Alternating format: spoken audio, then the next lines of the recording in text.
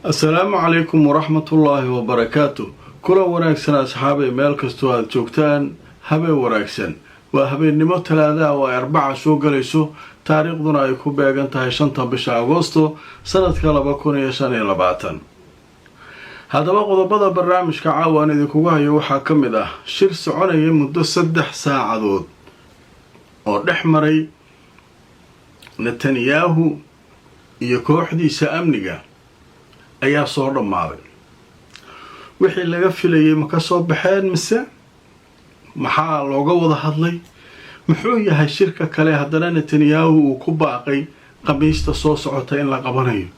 haddaba sheekooyinkaas waan idin hayaa mucaaradka Israa'iil oo sheegay inay taageerayaan fikradda uu qaatay iyo go'aanka abaanduulaha ciidanka ee ku saabsan arrinta Gaza haddaba maxay tahay sheekada cusub ee soo baxday mucaaradku ay ku taageerayaan ninka iyana barnaamijkan idinkugu faahfaahin doonaa waxaa sidoo kale barnaamijkan idinkugu hayaa odagii hogaaminaya Xisbullah oo sheegay inaanay marnaba hubkooda dhigi doonin qaybta dambe ee barnaamijkana waxaan ku faahfaahinayaa sheeko qosol leh oo ka dhacday xuduudda u dhaxaysa Kuuriyada Waqooyi iyo Kuuriyada Koonfureed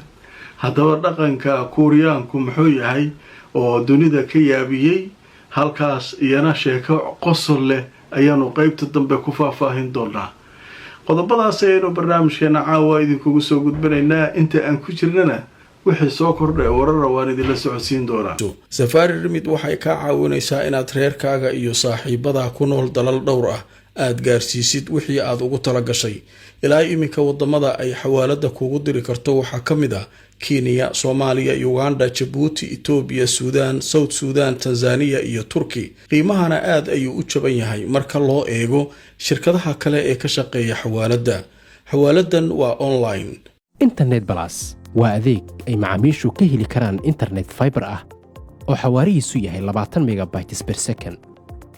ayna la socdaan receiver ay ku jiraan in ka badan 4,000 oo kanaal iyo 100 daqiiqado oo ah ku hadal bilaash ah.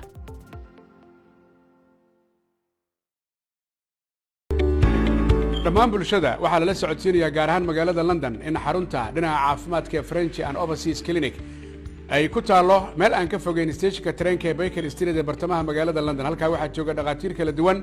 oo ka daaweynaya cudurro ay ka mid yihiin kuwa maqaarka kuwa carruurta kuwa haweenka iyo cudurrada guud dhaqaatiirta halka ka howlgashay howlwadanaduba waxay diyaar u yihiin inay wixii caafimaad ay kula qabtaan kulanti wanaagsan asxaabay meel kastoo aad joogtaan habeen wanaagsan waa habeennimo talaada arbaca soo galayso barnaamijkan waxaynu ku bilaabaynaa sidaynu soo wadnay saakay ilaa galabta in maaragtay kulan uu dhici doono isha lagu hayo arrinta Gaza dagaal iyo waxyaabo ay mareegayaan Trump iyo Netanyahu howshaas dhan soo socotay kulankii marka hadda waxaa leeyahay waa la kala jibiyay ninkii Netanyahu ahaa markuu arkay culaysyada iyo waxa ay wadaan inaanu shaqayn karin laba u kala jibiyay qaybaha amniga qaabilsan ayuu qabtay maanta halka qamiistana uu yiri golaha wasiirada ee kooban ee kabinetka qaybo ka mid ah iyaguna la shiri doonaa shirka maanta marka wuxuusan ku casuumin Ben Gvir iyo Smotrich ma imaanin waa ogyahay Smotrich iyo Ben Gvir iyo abaanduulaha ciidanka hadday shir isugu yimaanaan in nagta la iska saarayo marka wuu kala qaybiyay abaanduulihii maanta uu keenay iyo raggiisii maanta la kulmay qamiistana wuxuu dib u dhigtay raggaas kale oo sida la leeyahay haddaba marka kulanka waxaa la yiri maanta 3 saacadood ayuu soconay waxa uu rabo Netanyahu iyo ciidanka xaaladooda iyo amniga iyo wixii laga hadlayay haddaba marka aan idin tuso wararkii ugu dambeeyay sheekada laga qoray haddaba waxaa la sheegay kulan qaatay muddo 3 saacadood ah haddaba ra'iisul wasaaraha Israa'iil Benjamin Netanyahu ayaa waxaa la sheegay in uu shir gudoominayay shir marka maanta qabsoomay oo looga hadlayay amniga shirkaas oo ahaa mid xadidan wuxuu socday muddo 3 saacadood ah waxaana la sheegay in halka la isku weydaarsaday fikrado iyo qorshayaal la soo jeediyay oo ku saabsan sida loo wadi karo dagaalka Gaza iyo waliba in diiradda la saaro qaabab cusub oo soo socda oo ay maagan yihiin Netanyahu iyo raggiisa ciidanka Israa'iil ayaa la sheegay in marka iyagu ay diyaar u yihiin qorshaha hawsha lagu fulinayo golaha wasiiradu dhinaca siyaasadda iyo amniga hadday go-aamada gaaraan. warkan marka waxaa faafiyey xafiiska Netanyahu. wuxuu leeyahay ciidanku waxay ballan qaadeen wax allaali wixii Gaza ku saabsan ee ay khamiista go-aankeeda gaaraan golaha wasiirada inay ciidamadu fulinayaan. oo ciidamada day fulinayaan waayahan marka maxay uga hadlayeen sheekada ku saabsan in ninkan abaanduulaha ah uu waxa kan Gaza wada qabo u diiday. marka sheekadu marka halkaas markay marayso warbaahintii waxay la xiriireen ninkii abaanduulaha ciidanka. waxay yiraahdeen wax ma iska ka bedelay soo taa diidanayd qorshe kasta inaa ogoshaa, laakiin in maaragtay Gaza dhan waxa jooga la laayo la qabsado sheekadaasu maydaan diidanayn waxba iskama bedelin aalirinin. marka aan aragno sheekada iyaduna halkaa ku saabsan. haddaba wararkii ugu dambeeyay sheekada laga qoray waxaa leeyahay jariirada la yiraahdo Wala ayaa caawa qortay abaanduulaha ciidanka inaanu isbedelin mowqifkiisii ku saabsanaa in la qaato oo markaa xoog lagu qaato Gaza. haddaba jariirada Wala ee Israa'iil ka soo baxda waxay leedahay abaanduulaha ciidanka mowqifkiisii waxba iskama bedelin, inkastoo maanta kulan wada tashi ah uu ka qayb galay kaasoo macnaha uu hogaaminayay Netanyahu, laakiin waxaa leeyahay wax iska bedelay male mowqifkiisi. wuxuu taagan yahay dagaalkan habal iska soo dhameeyo meeshan nimankan meeshan dhibaato dhacaysa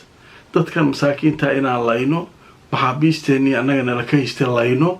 wax natiijo weyn oo ma kara male. ciidanka awood u baahan yahay, ciidan kale in lagu soo kordhiyo u baahan yahay. ninka marka wuxuu og yahay qasaaraha ka dhalan kara, laakiin Netanyahu iyo kooxdiisu maxay leeyihiin maya waa isku dayi karnaa inaan magaalada Gaza dhan xoog ku qabsano. meel bilow ka soo bilaabayna dhag warnimo waa idin la fududahay meesha nima sahlan ma joogaan maya ay waxaas ku adkaysanayaan. marka Netanyahu marka waa xariif. wuxuu sameeyay maanta qolooyinkii abaanduulaha iyo waxa kan iyo wasiirka gaashaandhigga oo la hadlay. shirki kale wasiiradana wuxuu u dhigtay khamiista. awal waxay ahayd maanta in wax dhan la isku taro. waaya marka mucaaradka raggii ugu waaweynaa ra'iisul wasaarihii hore ninka la yiraahdo Lebed ayaa wuxuu leeyahay annagu fikradda waxaan qabnaa abaanduulaha ciidanka naga dhamaynin meesha waxba kama qaadaysaan. hadda wax isxaan oo loo galay ma jirto alle Gaza ma isxaan loo galay 2 sano dhulka la geliyay. waa aragteen sawirada. waxa kale oo aad ku sameey kartaan ma nuclear ku dhufareysaan maca dadka jooga iyo maca maxaabiisteena ma laynaya sidee maxaa rabtiin u leeyahay. haddaba marka aad tuso hogaamiyaha mucaaradka war laga qoray Labed ninka la leeyahay wuxuu sheegay inuu taageerayo abaanduulaha ciidanka kaasoo mucaaradsan in Gaza xoog lagu qaato. wuxuuna ku tilmaamay weerar in lagu qaado arrinkaas oo talaabada la hirgeliyana waa fulaynimo dhahay waxayna dhibaato u keenaysaa ciidamadu dhahay ciidanka dib u keenaysaa. ninka marka warkiisu waa cadaystay wuxuu yiri ninka fikirkiisa qabna abaanduulaha ciidanka naga laynina meesha hadii la galo oo ciidanka la qasbo wax badan dhici doona. dad badanna way qabaan oo yahuuda miidiyooda ka hadlayeen ilaa maanta ilaa shalay waxay leeyihiin dagaalka laga fiirsado dagaal culus aan qaadayna waa isku dhex daadinaynaa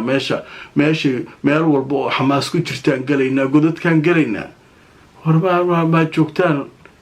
yalla idin arursanin hadda 20 baqa tahay haddana yaan 100 kale lagu darsanin war ma ka joogtiin alle. marka hawshaas marka ninkii Netanyahu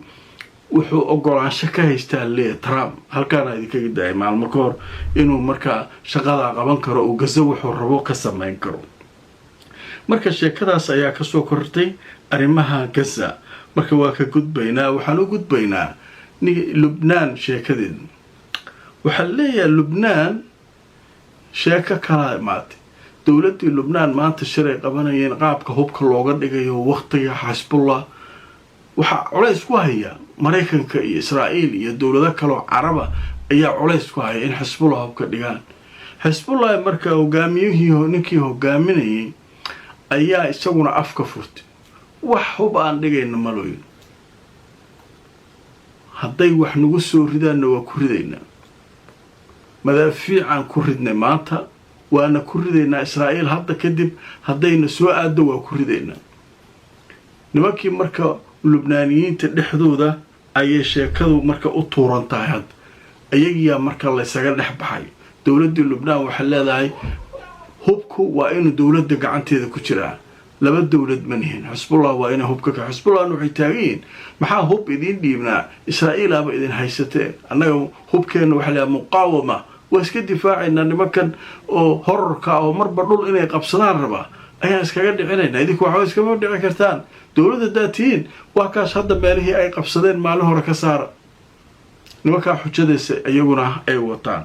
marka aayadatuso marka wararkii ugu dambeeya sheekada laga qoray xisbullah waxaa la sheegay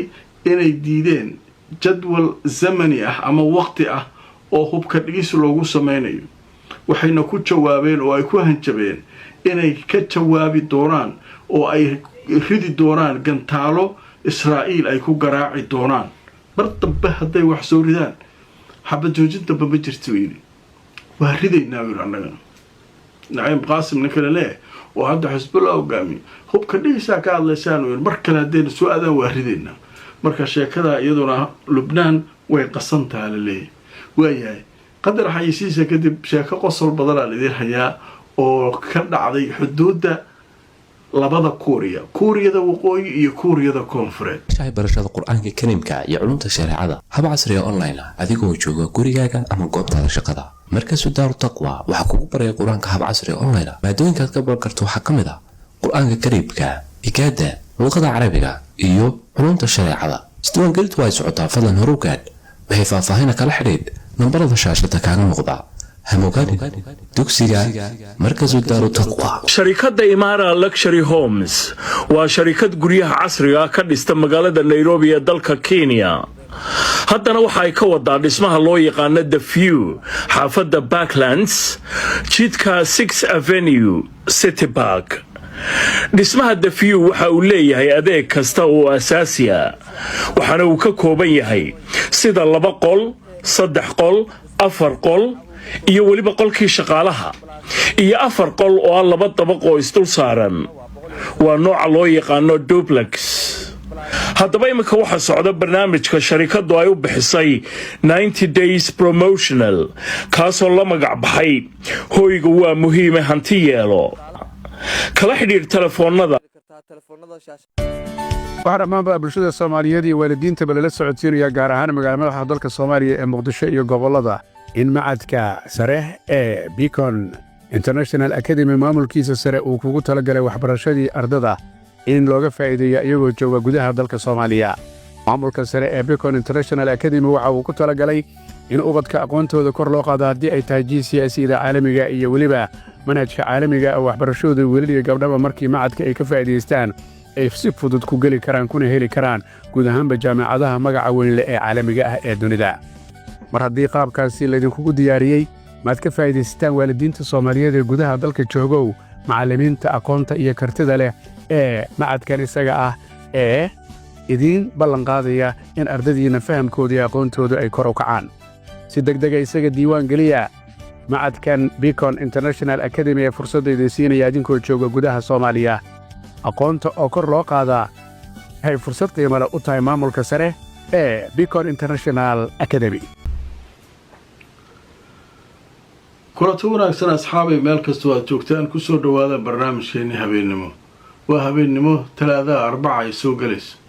qodobka caawa qaybta ugu dambaysa aan ku soo qaadanayno waa qodob aada u xiiso badan